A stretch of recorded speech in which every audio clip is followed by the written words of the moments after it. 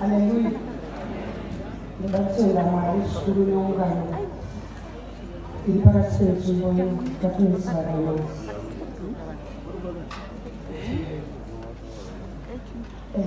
nhasi.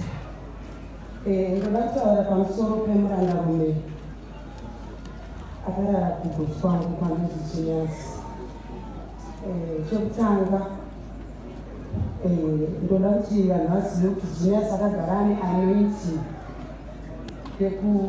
yebusiness kuti ari mudiki achizvarwa. Chinyasi neni takasiyana ne4 years. Chinyasi akazvarwa 10 October 1984. Ini ndakazvarwa 19 December 1980.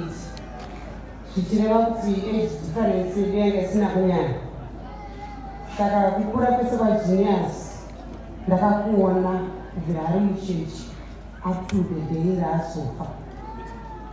Jenius akanga ane anointing, sakakura ana mama vachirima nababa kugadheni. Jenius aitokumbira kuti ndokumbira mubhedha yangu kuti ndirime muriwo. Otorima muriwo wake wega. Paienda ana baba nemavegetables kumbari.